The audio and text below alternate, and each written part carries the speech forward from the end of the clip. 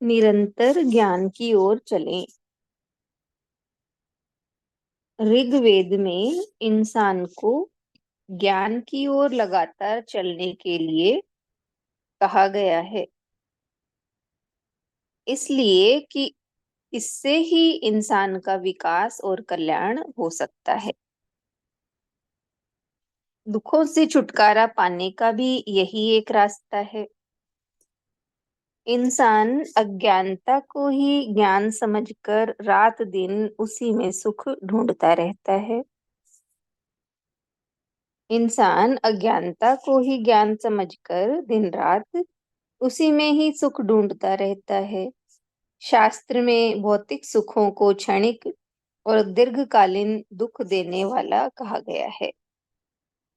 भौतिक सुखों को क्षणिक और दीर्घकालीन दुख देने वाला कहा गया है। इस पर विचार करें तो यह बात तर्कसंगत भी लगती है।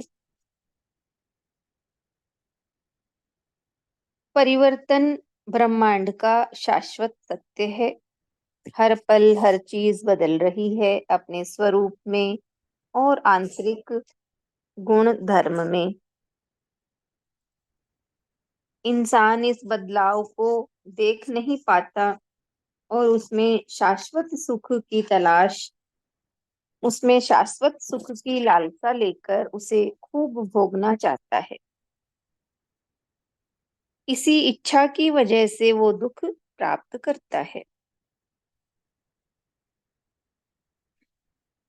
और दुख को कुदरती या ईश्वरीय मानकर हाय तौबा मचाता है।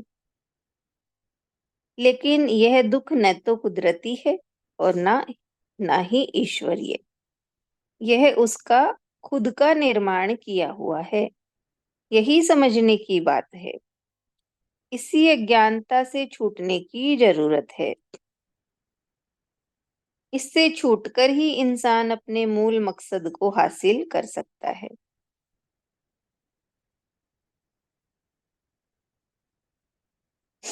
इससे छूटकर ही इंसान अपने मूल मकसद को हासिल कर सकता है। ज्ञान हासिल करने के कई साधन हैं। अपनी क्षमता के मुताबिक सबको उसे अपने और मानवता के विकास के लिए अपनाना चाहिए। इस बात को जो समझ लेता है वह अपना तो हित करता ही है, समाज का भी कल्याण करता है। हमेशा जो इस धारणा को बनाकर चलता है कि जीवन महज खाने पीने सोने का नाम ही नहीं, बल्कि हर पल नए भाव और धर्म को विकसित करने का नाम है, तो निश्चित ही वह किसी भी मोड़ पर निराश नहीं होगा। हमेशा जो इस धारणा को बनाकर चलता है कि जीवन महज खाने पीने या सोने का नाम ही नहीं, बल्कि हर पल नए भाव और धर्म को विकसित करने का नाम है, तो निश्चित ही वह किसी भी मोड़ पर निराश नहीं होगा। निराशा तब आती है जब हम विकास के शाश्वत सत्य को नकार देते हैं। अपनी स्थिति को बेहतर करते जाना और लगातार वक्त की नजाकत को समझते हुए खुद को हर स्थिति में समायोजित करने की चाह पैदा करते जाएं,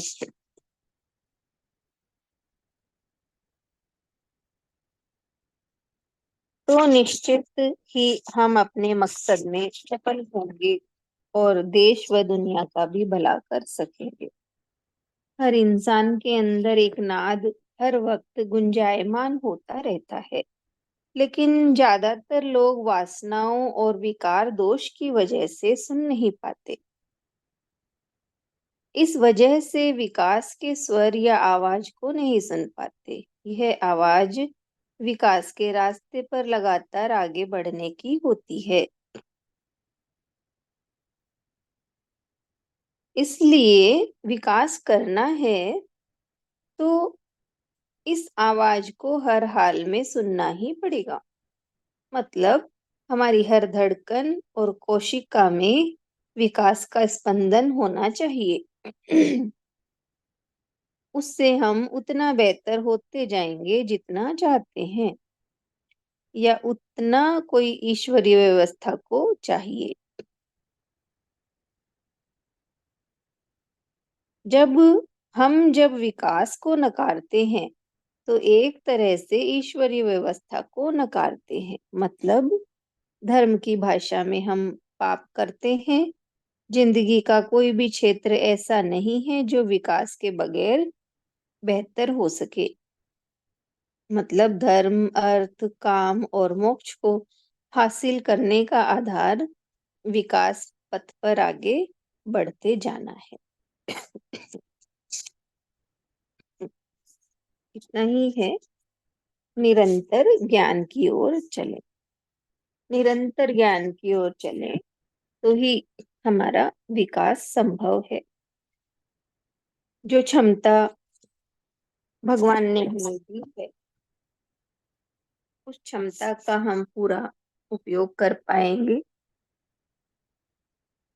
और जितना हम बेहतर होते जाएंगे,